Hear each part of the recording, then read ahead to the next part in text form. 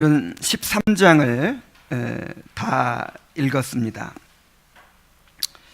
13장의 말씀은 아브라함과 롯의 삶을 통해서 믿음으로 산다는 것이 무엇인지를 우리에게 보여줍니다. 아브라함은 기근을 만났을 때 믿음으로 인내하지 못하고 인간적인 생각으로 애굽으로 내려갔다가 큰 위기를 만났습니다. 그러나 언약에 신실하신 하나님이 그를 보호하셔서 오히려 많은 재물을 얻어서 가나안으로 돌아오게 되었습니다. 이러한 과정을 통해서 아브라함은 그의 믿음이 더욱 성장하게 되었습니다. 하나님은 이렇게 우리의 연약함과 실패를 통해서도 우리를 가르치십니다. 우리의 연약함을 알게 하시고 우리의 연약함에도 불구하고 우리에게 주신 언약을 빈틈없이 이루어 가시는 전능하시고 신실하신 하나님을 알게 하십니다. 그리하여 우리가 더욱 하나님을 신뢰하고 믿음으로 살게 하십니다. 그러나 롯은 이 모든 과정에서 아브라함과 동행하였지만 그의 믿음이 성장하지 못한 것을 볼 수 있습니다. 그는 재산이 풍부해졌지만 이것 때문에 오히려 믿음을 잃어버리고 이기심과 육신의 욕망에 사로잡혀서 그렇게 행하다가 결국 비참한 실패자가 되고 말았습니다. 하나님은 아브라함과 롯의 모습을 통해서 우리가 어떻게 살아가야 하는가를 보여주고 계십니다. 오늘 본문을 통해서 우리가 믿음으로 산다는 것이 무엇인지를 잘 생각하고 또 깨닫게 되시기를 바랍니다. 아브라함은 애굽에서 다시 가나안으로 돌아왔습니다. 1절부터 2절까지를 보면요, 아브라함이 애굽에서 그와 그의 아내와 모든 소유와 롯과 함께 네겝으로 올라가니 아브라함의 가축과 은과 금이 풍부하였더라 그랬어요. 이 네겝이라는 말은 12장에서는 남방으로 번역이 됐어요. 바로 가나안 남쪽의 사막 지역을 가리킵니다. 아브라함이 애굽으로 떠나기 전에 어디에 살았죠? 바로 이 네겝에 있었잖아요. 그래서 떠나기 전에 살았던 곳으로 다시 돌아온 것입니다. 아브라함은 가축과 은과 금이 풍부하였다고 했습니다. 사라의 일로 바로에게 받은 선물이 많았기 때문입니다. 믿음을 잃어버리고 애굽에 내려갔다가 거짓말을 하고 위기에 빠졌지만 하나님의 은혜로 오히려 부자가 돼서 돌아왔어요. 이것은 이스라엘 백성에게 하나의 예표가 되었습니다. 아브라함이 애굽에 내려갔다가 부자가 돼서 가나안으로 다시 돌아왔죠. 이것은 이스라엘 백성이 애굽에 내려갔다가 애굽에서 나와서 가나안 땅으로 들어가는 그런 과정을 보여주는 하나의 예표였다 하는 것입니다. 자, 아브라함이 왜 내려갔죠? 기근을 만나서 내려갔죠. 근데 이스라엘 백성들이 애굽에 왜 내려갔어요? 기근을 만나서 내려갔죠. 아브라함의 아내 사레가 바로에게 이끌려갔어요. 그런 것처럼 이스라엘 백성도 바로의 치하에서 노예가 되었습니다. 아브라함이 바로에게 재앙을 내리심으로 사레를 돌려보냈죠. 그런 것처럼 이스라엘 백성도 이 노예 생활에서 어떻게 풀려났습니까? 하나님께서 바로 왕에게 10가지 재앙으로 치심으로 이스라엘 백성들을 내어 보냈죠. 그리고 아브라함도 바로 왕에게 많은 재물을 얻어가지고 나왔죠. 부자가 돼서 나왔죠. 그런 것처럼 이스라엘 백성들도 애굽의 재물을 취해서 그렇게 나가게 하셨습니다. 이스라엘 백성은 이 이야기를 들으면서 무슨 생각을 했을까요? 우리가 항상 이 창세기를 읽으면서 지금 이 창세기를 누구한테 지금 얘기해 주고 있는 거예요? 직접 독자가 누구예요? 이스라엘 백성이죠. 그러니까 모세가 지금 이스라엘 백성에게 뭔가 좀 믿음을 불어넣기 위해서 그렇게 지금 이 조상들의 이야기를 하고 있다는 사실을 우리가 늘 염두에 둬야 돼요. 그러니까 이스라엘 백성이 지금 시내 광야에서 이 아브라함의 이야기를 듣고 있습니다. 자, 무슨 생각을 했겠어요? 하나님께서 우리 조상 아브라함을 인도하시는 것처럼 그렇게 우리를 인도하고 계시는구나. 아브라함을 애굽에서 이끌어내셔서 가나안 땅으로 들어가게 하신 것처럼 우리도 애굽에서 이끌어내셔서 가나안 땅으로 들어가게 하시겠구나 하는 확신을 더욱 갖게 되었을 것입니다. 그런데 우리도 아브라함의 모습을 통해서 이러한 믿음을 가져야 됩니다. 이 아브라함의 모습이 바로 우리의 모습이에요. 그리고 하나님께서 아브라함을 인도하고 계시는 그 역사가 바로 지금 하나님께서 우리를 인도해 가고 계시는 그런 역사를 보여주는 것입니다. 지금 이렇게 아브라함처럼 하나님께서 우리를 인도하고 계시는구나 하고 깨달아야 돼요. 지난번에도 인용을 했지만 칼빈은 이렇게 이야기를 했습니다. 하나님께서 아브라함에게 행하신 것은 그가 우리에게도 동일한 것을 행하시리라고 우리를 확신시키기 위한 것이다 그랬어요. 그러니까 이 설교를 들으면서 하나님께서 아브라함처럼 나를 인도하시는구나 하고 깨달아야 바로 은혜를 받는 거예요. 아브라함은 처음 단을 쌓았던 곳으로 가서 여호와의 이름을 불렀습니다. 3절부터 4절까지 봅니다. 그가 네게브에서부터 길을 떠나 베델에 이르며 베델과 아이 사이 곧 전에 장막 쳤던 곳에 이르니 그가 처음으로 제단을 쌓은 곳이라. 그가 거기서 여호와의 이름을 불렀더라 그랬어요. 네게브에서 그냥 한 군데서 사는 게 아니에요. 계속 이렇게 이제 옮겨 다니면서 사는 것입니다. 그래서 점점 옮겨 다니다가 어디로 올라갔어요? 베델과 아이 사이 전에 장막 쳤던 곳으로 올라갔어요. 이곳은 아브라함이 처음으로 제단을 쌓았던 곳이었습니다. 자, 그때 처음으로 제단을 쌓을 때 어떤 마음으로 쌓았을까요? 정말 그때는 믿음이 충만했겠죠.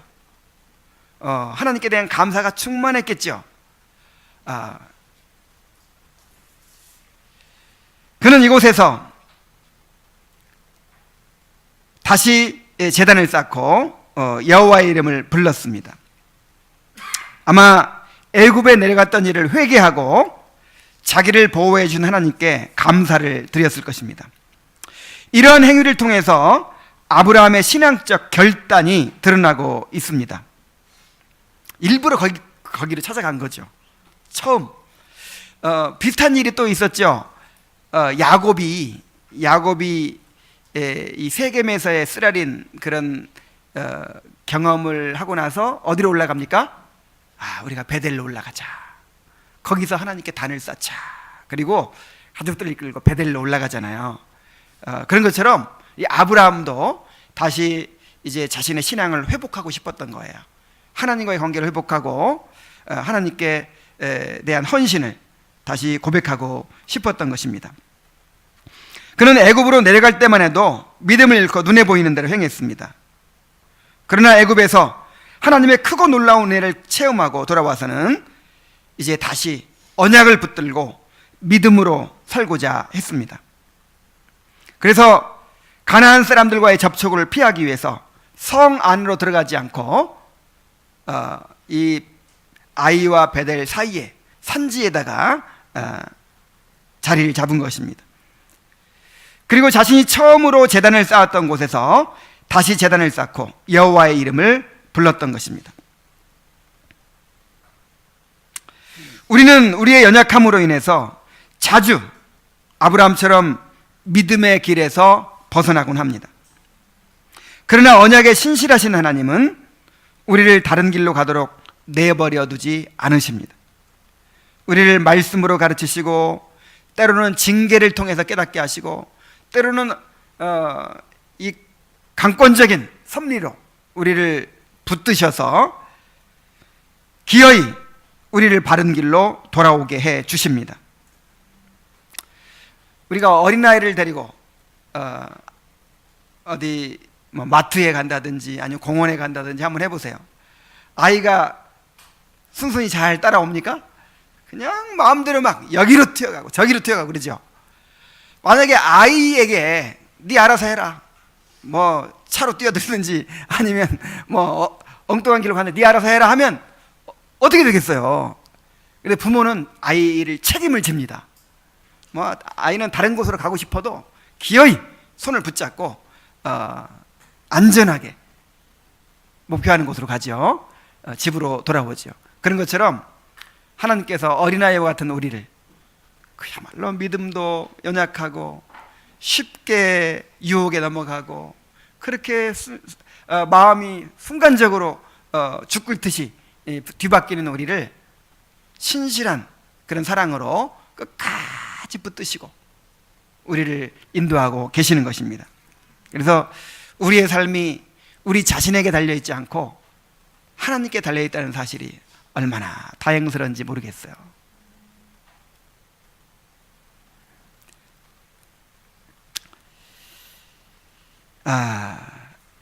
그런데 아브라함과 롯의 소유가 너무 많아지다 보니까 문제가 생겼습니다.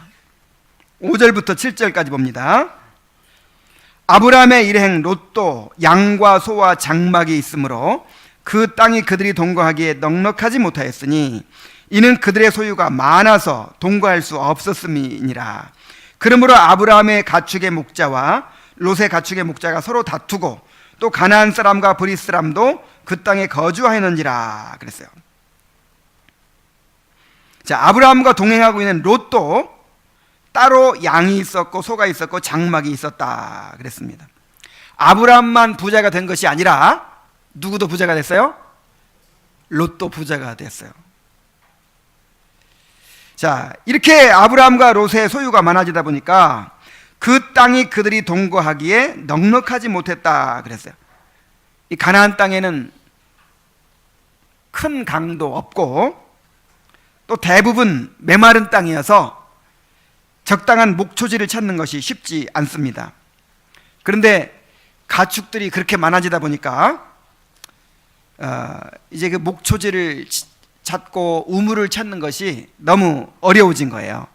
그래서 아브라함의 목자와 롯의 목자들이 목초지와 우물을 두고 서로 싸우게 되었습니다. 다퉜다 그랬는데 아마 막 주먹 다짐도 하고 막 그랬던 것으로 보입니다. 자, 이러다가는 아브라함과 롯까지 의의가 상하게 생겼어요. 게다가 그 땅에는 가나안 사람들과 브릿 사람들까지 목축을 하고 있었기 때문에 더욱 어려움이 가중되었습니다.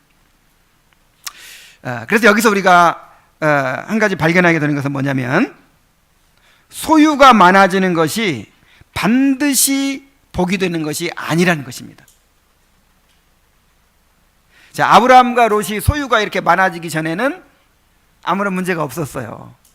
그냥 같이 서로 의지하고 같이 끝까지 함께 할 수 있었죠. 그런데 너무 소유가 많아지다 보니까 이 롯만 생각하면요, 롯은 부자가 돼서 망했어요.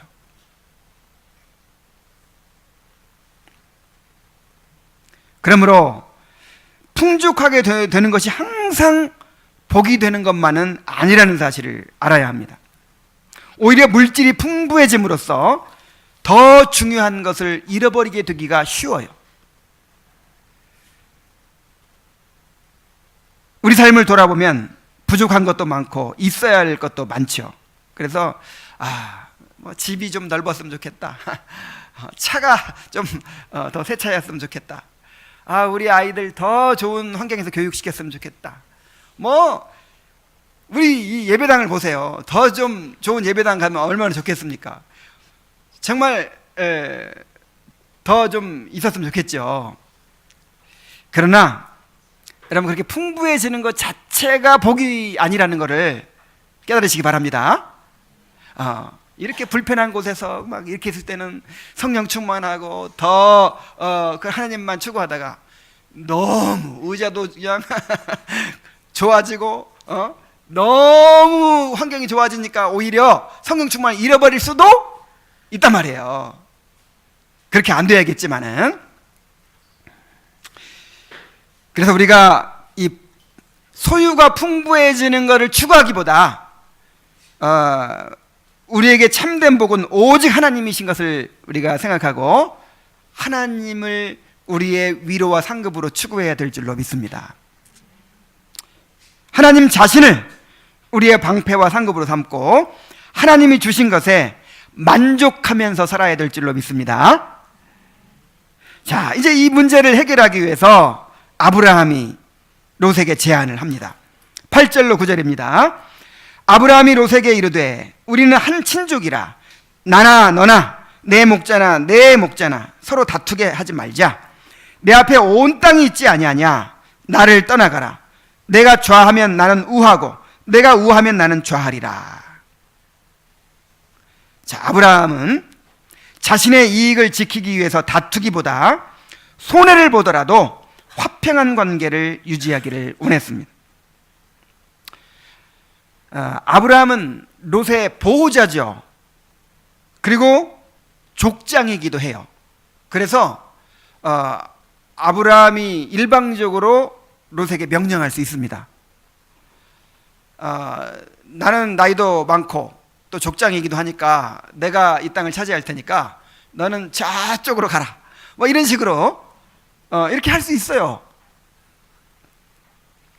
그런데 아브라함은 마땅히 주장할 수 있는 자신의 권리를 포기하고 롯에게 선택권을 양보합니다. 왜 아브라함이 이렇게 할 수 있었을까요? 하나님이 주신 언약에 대한 믿음 때문입니다. 아브라함은 하나님이 자신에게 주신 언약을 반드시 이루실 것을 믿었습니다. 그는 이 땅에서의 풍요함보다 하나님이 이루실 언약의 소망을 두었어요. 뭐 당장 재산 많아지는 것이 만약에 목적이었다면 갈대아우를 떠날 필요도 없죠.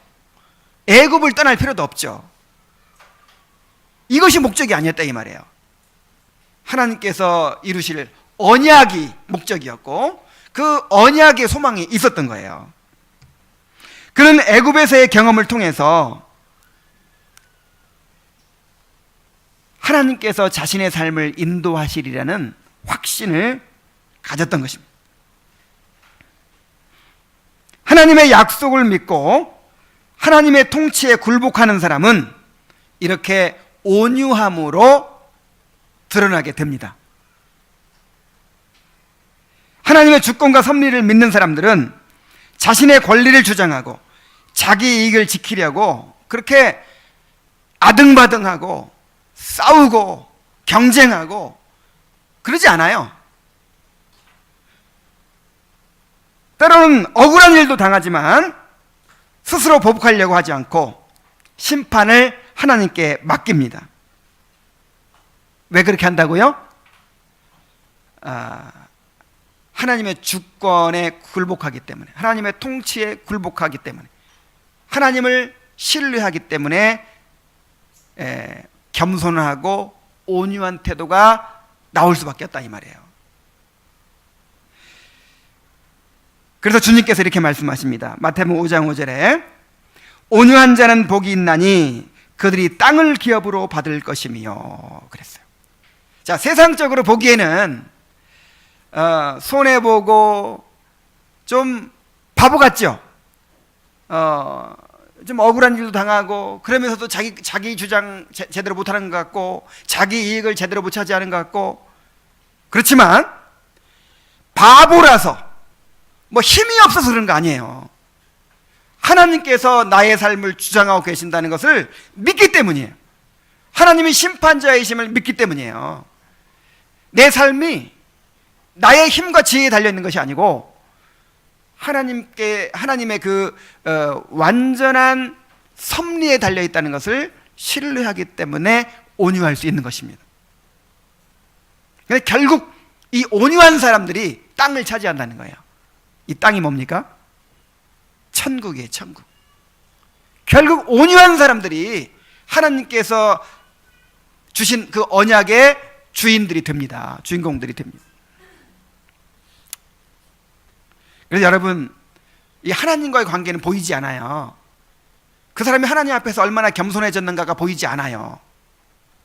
그런데 우리가 다른 사람을 향해서 얼마나 온유한가를 통해서 드러나게 된다 이 말이에요. 참, 예수를 믿고 신앙생활을 할수록 다 빡빡해지는 사람들이 있어요. 녹슨 기계처럼 하여간 요만큼 손해보는 것도 그냥 못 넘어가고, 뭐 요만큼 자존심 다치는 것도 못 넘어가고, 하여간 뭐 어쩌면 그렇게 이제 눈이 더 밝아졌기 때문에 눈이 더 밝아져 가지고는 뭐 옳고 그름 따지는 거는 그냥 선수예요, 선수. 그렇게 뭐 옳고 그름을 따지고 뭐 부당한 거 못 참고 갈수록 이렇게 되는 거예요. 여러분, 그런 사람을 어떻게 하나님의 통치를 받는 사람이라고 할 수 있겠습니까? 어떻게 믿음으로 사는 사람이라고 할 수 있겠습니까? 이 산상수훈에 가장 강조되는 부분이 뭐예요? 악한 자를 대적하지 말라고 그러잖아요.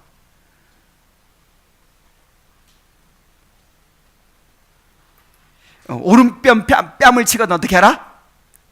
왼편 뺨을 돌려대라고요. 겉옷을 가지고 자는 자에게 속옷까지 주라고요. 오리를 억지로 가게 하는 사람에게 심리까지 가주라고요. 왜 이렇게 할 수 있습니까? 왜? 약속이 없으면 그렇게 할 수가 없어요. 하나님이 나의 보상이 되신다는 믿음이 없이는 이렇게 할 수 없단 말입니다.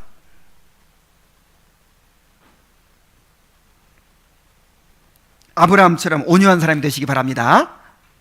이런 사람이 천국의 주인공들입니다. 자, 그런 롯을 보세요. 롯은 이기심과 불신앙의 모습을 보여주고 있습니다. 10절 말씀 보면, 이에 롯이 눈을 들어 요단 지역을 바라본즉 소알까지 온 땅에 물이 넉넉하니 여호와께서 소돔과 고모라를 멸하시기 전이었으므로 여호와의 동산 같고 애굽 땅과 같았더라 그랬어요. 롯은 아브라함처럼 관대하지 못했습니다. 자, 아브라함이 롯에게 어떤 존재였을까요? 아버지와 같은 존재잖아요. 그리고 영적 인도자입니다. 롯이 가나안까지 오게 된 것은 누구 때문이에요? 아브라함 때문이죠. 하나님께서 아브라함을 부르신 거예요. 아브라함을 부르셨는데 아브라함이 롯을 버려두고 자기만 갈 수가 없으니까 롯의 보호자이기 때문에 롯을 함께 데리고 온 거예요.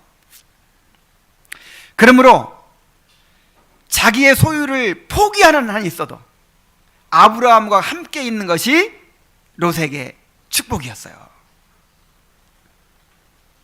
독립을 하더라도 당연히 아브라함을 배려했어야죠. 아브라함 삼촌은 이제 나이도 많으시고 그리고 우리의 족장이시고 또 그동안 나를 보호해 준 분이기 때문에 삼촌이 먼저 좋은 땅을 선택하십시오. 당연히 이렇게 했어야죠. 나는 아직 젊으니까 내가 삼촌이 택한 땅 말고 다른 땅을 택하겠습니다. 이렇게 했어야죠. 그러나 롯은 믿음으로 바라보지 못하고 또한 아브라함에 대한 배려도 없이 이기심과 욕망을 따라서 눈에 보이는 대로 그렇게 행합니다. 롯은 눈을 들어 요단 지역을 바라보았습니다. 이 요단 지역은 가나안 땅에서 동쪽 변경 지역을 가리켜요. 자, 어디서부터 어디까지가 가나안 땅일까요? 여호수아서에 보면은 그 요단 지역까지라고 했어요. 그 요단강까지. 그러니까 이 요단 지역은요, 어떻게 보면 가나안 땅이라고 볼 수 있어요. 가나안 땅에 속했다고도 볼 수 있고, 어떻게 보면 이제 가나안 땅 바깥이라고도 볼 수 있어요. 근데 모세는요, 이 지도상으로 보면 가나안 땅인데 가나안 땅과 구별해서 이야기하고 있어요. 아브라함은 가나안 땅에 거하고 롯은 요단 지역의 도시들에 머물렀더라, 이런 식으로 표현을 하거든요. 왜 그렇게 했을까요? 그 요단 지역의 도시들이, 소돔과 고모라와 같은 도시들이 죄악이 가득한 곳이었기 때문에 처음부터 하나님께서 그곳에 살기를 원치 않으셨던 거예요. 나중에도 나오죠. 이 지역은 소돔과 고모라를 멸하시기 전이었기 때문에 물이 넉넉하고 아주 비옥한 상태에 있었다고 했습니다. 그래서 롯이 보니까 여호와의 동산 같고, 여호와의 동산이 어디예요? 에덴 동산. 옛날 에덴 동산 같고, 그 다음에 애굽 땅과 같았더라 그랬어요. 애굽의 그 비옥한 나일의 삼각주, 나일강의 삼각주처럼 그렇게 비옥했었다고 해요. 그런데 이제 소돔과 고모라가 멸망당하고 나서는 그 환경까지 바뀌어 버린 것이죠. 저주를 받아서. 롯은 욕심이 가득한 눈으로 이 지역을 바라보았습니다. 어디를 택하는 것이 내가 믿음으로 사는 길일까? 내가 하나님을 알게 되는 길일까? 하나님께 주신 언약에 따라 사는 길일까?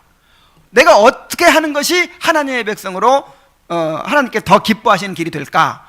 이런 기준으로 바라보지 않고, 자, 내가 어떻게 선택하는 것이 더 풍족해지고 더 편안해지고 더 부유하게 사는 길이 될까? 이런 기준으로 바라보는 거예요. 자, 아브라함도 바라봤죠. 하나님 바라보라고 했죠. 그래서 지금 두 사람을 비교하고 있는 거예요. 롯은 어디를 바라봤어요? 그 죄악이 관영한 땅, 요단 지역을. 그러니까 영적인 안목이 아니죠. 완전히 인간적인 안목이죠. 그냥 그 물질의 풍부함만 바라보는 거죠. 요단 지역을 바라보고. 아브라함 어떻게 바라봐요? 너는 눈을 들어 동서남북을 바라보라. 믿음으로 바라보라는 거죠. 자, 롯은 이렇게 인간적인 안목으로 이제 바라봅니다. 그래서 결국 요단 온 지역을 택하고 아브라함으로부터 떠나 동쪽으로 옮겼습니다. 11절부터 13절 봅니다. 그러므로 롯이 요단 온 지역을 택하고 동으로 옮기니 그들이 서로 떠난지라. 아브라함은 가나안 땅에 거주하였고, 그렇죠. 롯은 그 지역의 도시들에 머무르며 그 장막을 옮겨 소돔까지 이르렀더라. 소돔 사람은 여호와 앞에 악하며 큰 죄인이었더라. 근데 이 간 일이 잘한 일이라는 거예요, 못한 일이라는 거예요. 지금 정말 잘못된 결정이었다는 거죠. 이 원문에서는 그를 위하여 택하였다라고 되어 있어요. 롯은 아브라함을 생각하지 않고 또 하나님의 뜻을 생각하지 않고 자신의 욕심을 따라서 눈에 보이는 대로 그렇게 선택을 했습니다. 이 창세기에서는요, 이 동쪽으로 옮겼다는 표현이 나올 때마다 뭔가 하나님으로부터 멀어진 것을 나타내거든요. 그런데 롯도 이제 하나님 중심으로 선택하지 않고 자기를 위해 선택을 함으로써 하나님으로부터 멀어지게 되고 맙니다. 실제로 롯은 점점 장막을 옮겨서 소돔성에까지 이르게 되었습니다. 자, 여러분 생각해 보세요. 이렇게 살기 좋은 곳을 위주로 선택하려고 했으면 처음부터 소돔 쪽에 택했죠. 아브라함이 몰라서 그런 남방까지 갔겠어요? 가나안 땅에 와서 이 정보를 알아보면 쉽게 나오죠. 가나안 땅에서 이 변경 지역, 이 소돔 요단 평지로 가면 거기는 애굽과 같이 비옥한 곳이 있다. 이걸 왜 몰랐겠어요? 근데 왜 아브라함이 이 땅에 거하지 않고 그렇게 산지에 거하고 남방까지 갔겠습니까? 바로 가나안 사람들과 섞여 살면서 그들의 죄악을 본받지 않기 위해서였어요. 그런데 롯은 하나님의 언약을 바라보고 하나님의 백성으로서 거룩한 삶을 추구하기보다 도시에서의 안락한 생활을 원했습니다. 그래서 요단 지역들의 도시에 머물렀다 그랬죠. 처음부터 소돔까지 갈 생각은 안 했던 것 같아요.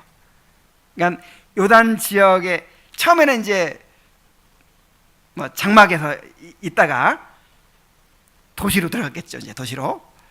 그러다가 살아보니까 너무 편하고 좋은 거예요. 그래서 아예 그냥 이왕 도시에 사는 거 제일 잘 사는 도시로 가자 해가지고 소돔성의 시민이 돼버린 거예요.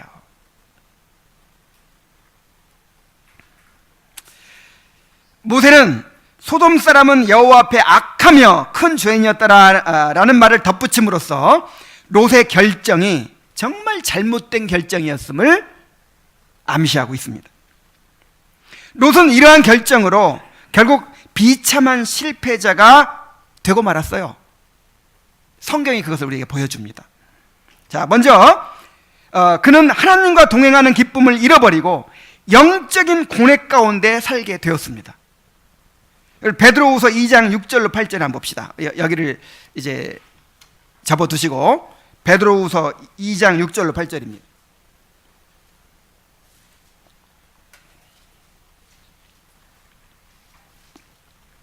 소돔과 고모라 성을 멸망하기로 정하여 죄가 되게 하사 후세에 경건하지 아니할 자들에게 본을 삼으셨으며 무법한 자들의 음란한 행실로 말미암아 고통당하는 의로운 롯을 건지셨으니 이는 이 의인이 그들 중에 거하여 날마다 저 불법한 행실을 보고 들으므로 그 의로운 심령이 상함이라 그랬죠.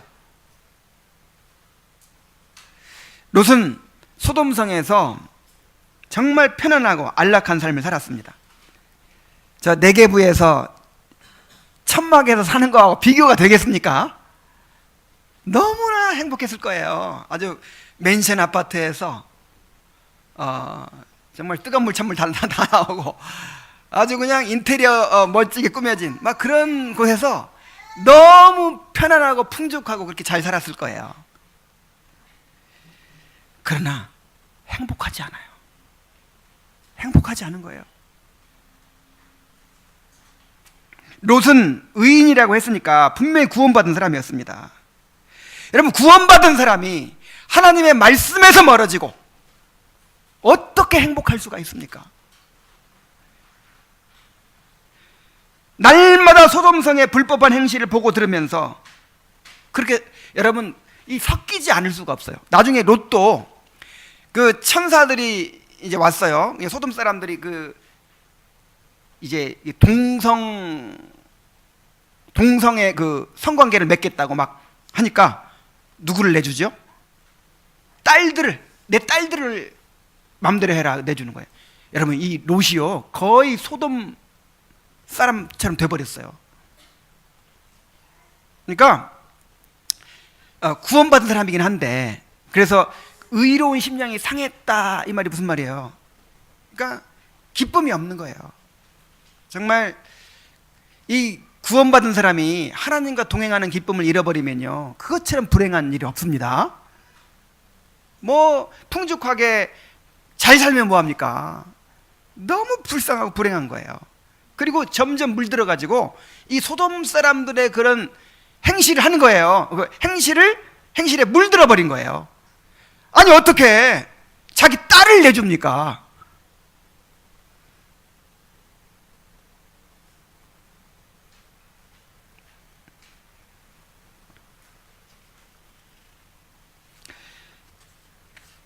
그는 소돔성이 전쟁에 휘말렸을 때 나중에 이제 살펴보겠지만은 이 소돔성이 전쟁에 휘말렸을 때 포로로 잡혀가게 됩니다. 그래서 아브라함이 목숨 걸 구해주지 않았으면요 그때 죽었을 거예요. 아니면 노예로 평생을 살았을 거예요. 그런데 이런 일을 겪고 나서도 소돔성을 떠나지 못합니다. 그래서 결국 하나님께서 소돔성을 멸하실 때 모든 재산을 잃어버리고 몸만 간신히 빠져나왔어요. 롯은 소돔에서 빠져나와서도 그 하나님의 심판에 대한 이 두려움, 이 트라우마에서 벗어나지 못합니다. 그냥 벌벌벌 떨어요. 무엇보다도 그는 가족을 영적으로 인도하는 일에 실패했어요.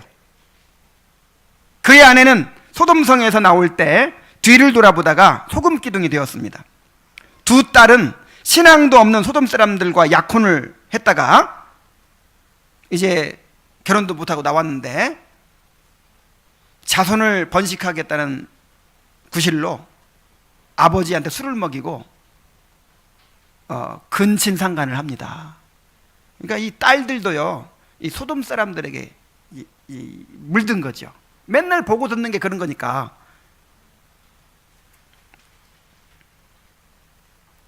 그리고 그 후에는 롯에 대한 이야기가 없습니다.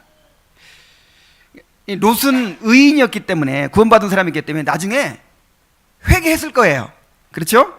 회개하고 돌이켰겠지만은, 그러나 그는 성경에서 정말 믿음을 따라 행하지 못하고, 그렇게 구원받은 사람이 그렇게 믿음을 따라 행하지 못하고 세상적인 관점으로 그렇게 살아가다가 정말 이 하나님의 언약에서 멀어진 사람의 이 표본으로 그렇게 성경이 제시하고 있는 거예요. 우리는 롯을 통해서 교훈을 받아야 합니다. 하나님의 백성들은 어떤 일을 선택할 때 롯처럼 세상의 기준으로 선택을 해서는 안 됩니다. 배우자를 선택할 때, 직업을 선택할 때, 거주지를 선택할 때 세상의 기준으로 그렇게 선택해서는 안 됩니다. 우리가 눈에 보이는 대로 선택을 하게 되면, 믿음 없이 그렇게 인간적인 기준에 따라 선택을 하게 되면요, 반드시 그 대가를 치르게 돼요. 비록 손해를 보더라도, 불리하더라도 어떻게 하는 것이 하나님을 기쁘시게 하는 일인지를 생각하고 믿음으로 선택해야 합니다. 우리는 이 땅에서 고난당하는 것을 당연하게 여겨야 돼요. 어제 계시록을 1장부터 22장까지 읽었어요. 그런데 기억에 남는 것이 몇 가지 있는데, 그중 한 가지가 뭐냐면, 이제 나중에 천국이 완성됐을 때 구원받은 사람들이 이제 수많은 하나님의 백성들이 이렇게 모였는데, 이 사람들이 누구냐 그러니까 뭐라고 소개를 하냐면, 큰 환난에서 나온 자들입니다, 이렇게 소개를 해요. 어디서 나온 자들? 큰 환난에서 나온 자들. 여러분, 구원받은 사람들은, 그리스도인들은 기본적으로 큰 환난을 경험하는 사람들입니다. 그리스도와 함께 고난받도록 부름받은 사람들입니다. 맞습니까? 그러니까 정도의 차이는 있을 수 있어요. 정도의 차이는. 하나님께서 뭐 어떤 사람들은 막 크게 고난, 우리가 지금 그렇죠. 그 교회사를 보면은 이렇게 편하게 예수 믿을 때가 없었어요. 목숨을 내놓고 예수를 믿었잖아요. 그래서 이 정도의 차이는 있을 수 있지만, 그러나 우리를 부르신 그 부르심 자체가 그리스도와 함께 고난받고 그 고난을 통해서 영광에 이르도록 그렇게 되어 있어요. 그래서 고난을 피해가려고 그렇게 해서는 안 됩니다.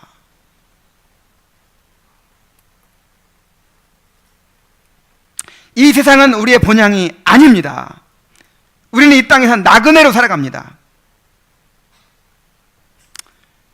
우리가 들어가게 될 영원한 하나님 나라를 바라보면서 이 땅에서는 주님과 함께 고난을 받아야 돼요.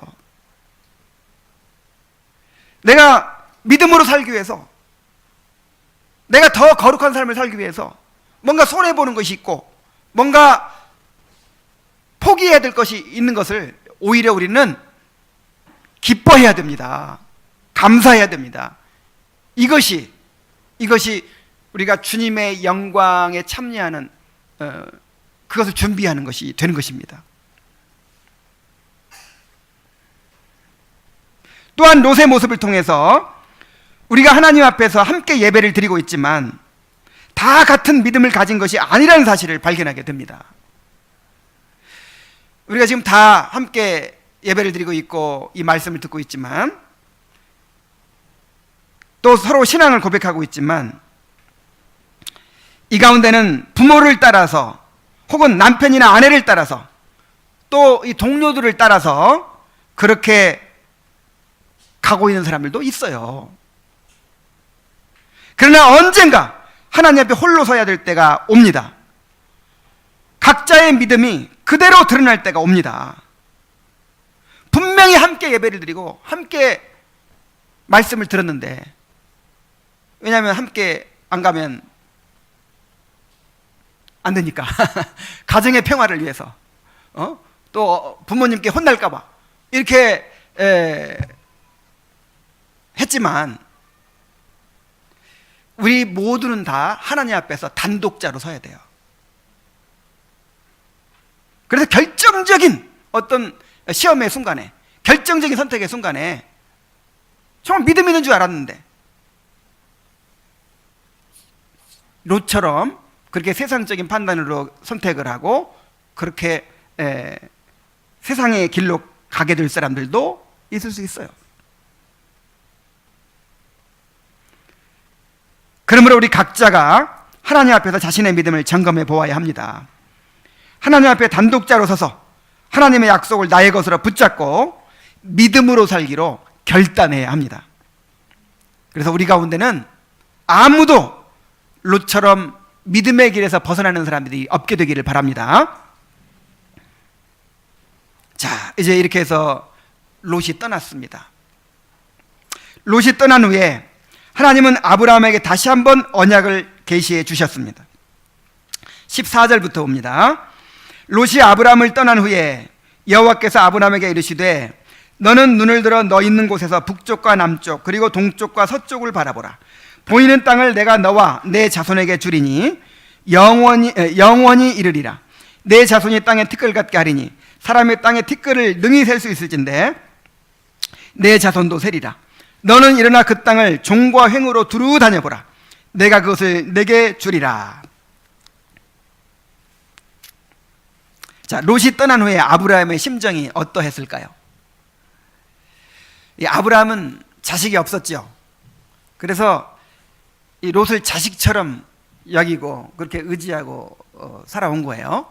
그래서 롯을 위해서도 데려왔지만 사실은 이 아브라함이 이 롯마저 없으면 어떡해요. 그래서 갈대아우를 떠날 때부터 롯을 데리고 그렇게 온 것입니다. 그런데 롯이 이제 떠나버린 거예요. 얼마나 외로웠겠습니까? 그리고 롯은 지금 어디 살아요? 그 요단 지역에. 아브라함은 왜 거기 살고 싶지 않겠어요? 사라는 왜 수돗물 철철 나오는 데 살고 싶지 않겠어요? 아브라함은 또 거기 살고 싶어요. 장막 치면서 이렇게 옮겨 다니며 사는 것이 얼마나 어려운 일입니까? 그런데 왜 거기서 안 사는 거예요? 하나님께서 기뻐하시지 않기 때문에. 그런데 지금 롯은 거기로 간 거예요. 거기서 편안하고 풍족하고 안락하게 사는 거예요. 그래서 그것이 잘못된 일인지는 알지만 이 상대적인 박탈감을 느꼈을 것입니다. 여러분 그렇지 않습니까? 그냥 막 세상적으로 살아가는 그런 친척들이나 친구들 사는 것을 볼 때 아이고 너무 잘 살고 화려하게 살고 그런 거 보고 나면 어때요? 그것이 옳은 길은 아니라고 생각하면서도 나는 뭔가 그런 생각이 들잖아요. 그런 아브라함에게 하나님께서 다시 한번 나타나셔서 언약을 계시해 주시는 것입니다. 격려해 주시는 것입니다. 하나님은 아브라함에게 눈을 들어 동서남북을 바라보라고 하십니다. 자, 롯은 어디를 바라봤어요? 그 재물의 풍족함, 화려한 그 도시 생활, 이걸 바라봤죠, 이렇게. 근데 아브라함에게 눈을 들어 동서남북을 바라보라. 뭘 바라보라는 거예요? 언약을 바라보래요, 언약을. 하나님께서 장차 이루어 주실 그 언약을 바라보라는 거예요. 너는 일어나 종과 행으로 두루 다녀보라고 하십니다. 이 당시에는 땅을 계약을 하면요, 그 이제 산 사람이 이것은 내 땅이다 하는 의미로 이렇게 실제로 발로 밟고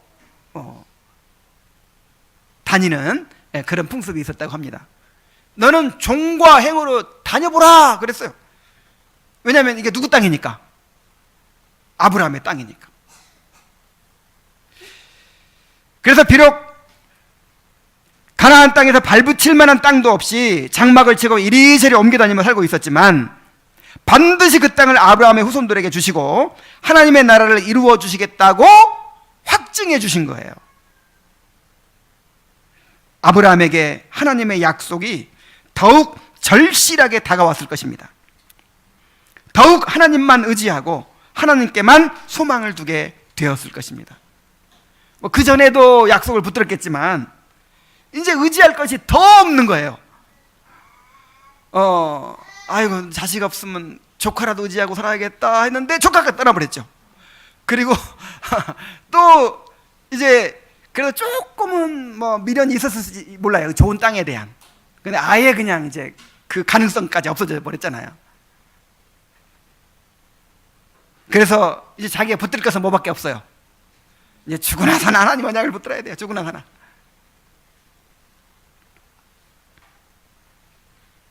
사실 롯을 떠나게 하시고 메마른 땅에 거하게 하신 것이 하나님의 섭리였어요. 자, 하나님께서 아브라함에게 맨 처음에 주신 말씀이 어떤 말씀이었습니까? 고향과 친척과 그 다음에 아버지의 집을 떠나 그랬죠. 떠나라 그랬죠. 그런데 처음에는 완전하게 떠나지 못한 거예요. 아버지를 모시고 갔어요. 형제들까지 다 함께 갔어요. 조카 롯까지 다 데리고 간 거잖아요. 고향은 떠났지만 아버지 집은 떠나지 못했어요. 친척과 아버지 집은 떠나지 못했어요. 그런데 이제 하란에서는 누구를 떠난 거예요? 아버지가 돌아가셨기 때문에 아버지와 또 형제들까지 남겨두고 떠났죠. 근데 누구만 남았어요? 롯이 남았어요. 롯. 친척이 남았어요. 아직도. 그래서 결국 롯이 떠나게 하신 거예요.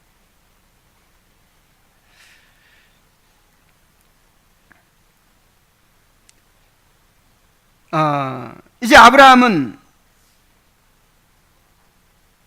롯까지 떠나고 난 다음에 이제 더욱 하나님만 의지하게 되었을 것입니다. 그리고 풍요로운 도시에 살게 되었다면 하나님의 약속에 소망을 두고 살았겠습니까? 한번 생각해 보세요.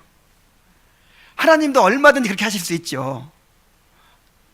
막 소돔성 같은데 딱 한 100평 아파트 그냥 거기는 아파트도 아니에요. 저택에 살고 뭐 부족함 없이 막 살게 해주실 수도 있죠. 그럼 거기 살면서 장차 하나님께서 나에게 뭐 무엇을 주실 거야, 이걸 간절히 바라겠어요? 안 바라겠어요? 지금도 너무 좋은데 뭘 바라봐요? 그래서 하나님께서 그 언약의 소망을 두고 언약을 바라보고 살게 하시기 위해서 그렇게 장막 생활하게 하신 거예요. 메마른 땅에 살게 하신 거예요.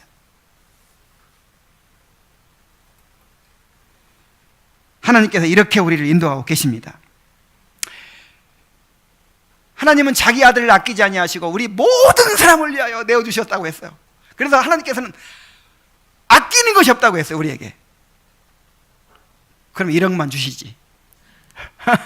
아니 아파트 하나만 주시지. 아니 자기 아들을 주셨으면서 왜 아파트는 안 주십니까?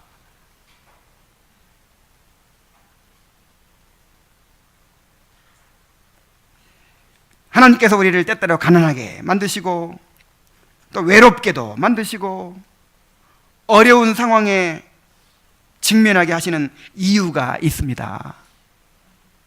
하나님이 가난해서가 아니에요. 하나님이 능력이 없어서가 아니에요. 우리를 믿음으로 살도록 하시기 위해서요.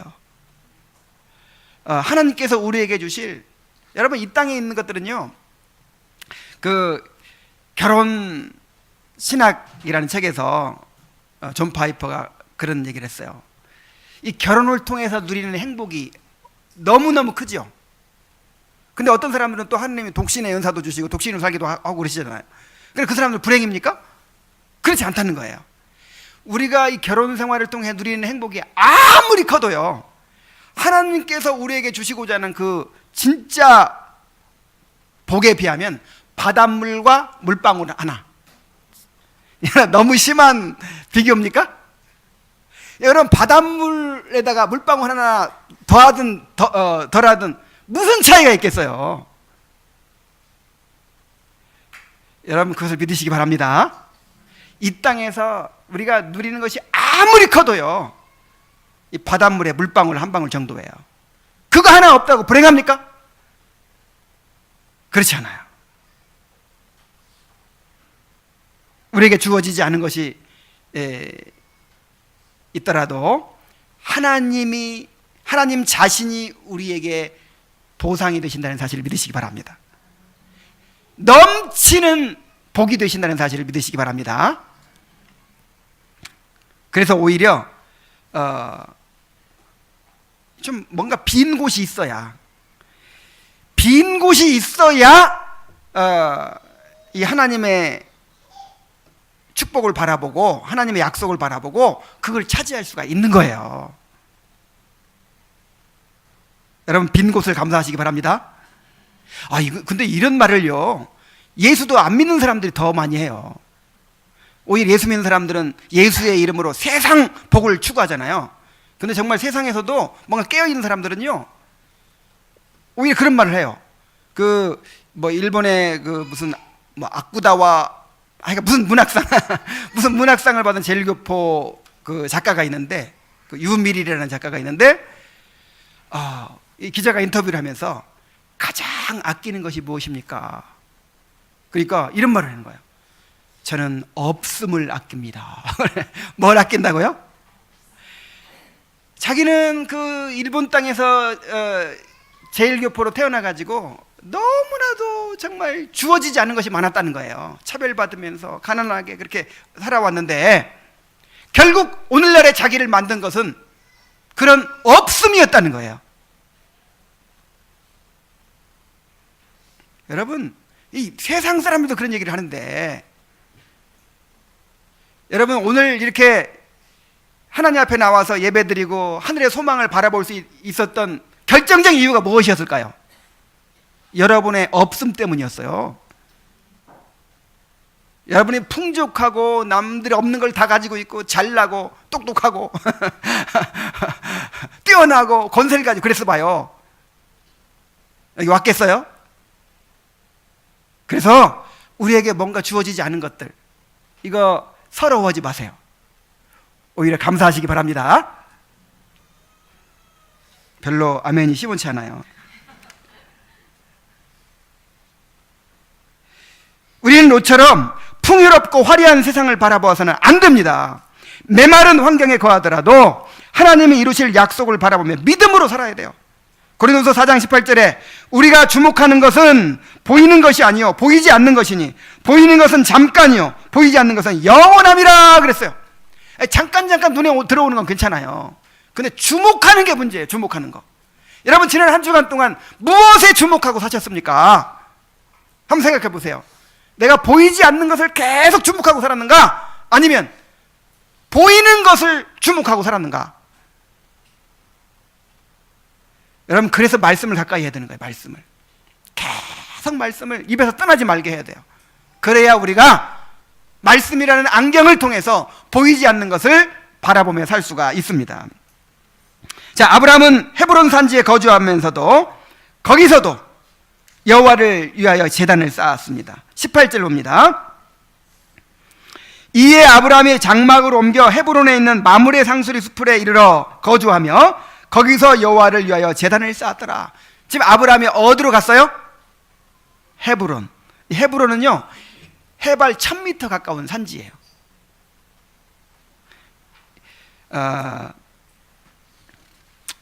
롯은 어디 사는데?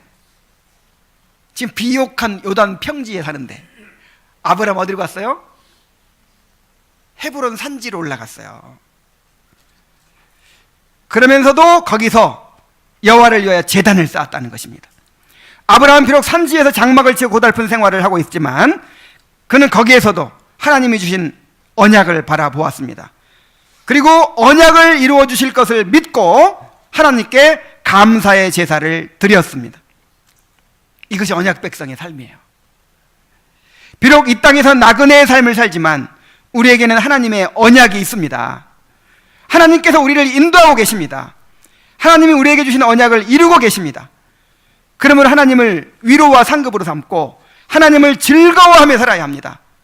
하나님께 감사하며 살아야 합니다. 시편 기자는 고난 가운데서도 이렇게 고백을 합니다. 시편 119편 57절에서 여호와는 나의 분깃이시니 나는 주의 말씀을 지키리라 하였나이다. 자, 여호와가 나의 분깃이시라는 거예요. 롯은 요단 들판을 자기의 분깃으로 삼았지만, 그 요단의 그 도시들을 자기의 분깃으로 삼았지만, 아브라함은 하나님 자신을 자신의 분깃으로 삼았어요. 분깃이라는 말은 자기의 목, 나의 기업이라는 뜻이죠. 그러면서 54절에 오면은 내가 나그네 된 집에서 주의 율례들이 나의 노래가 되었나이다.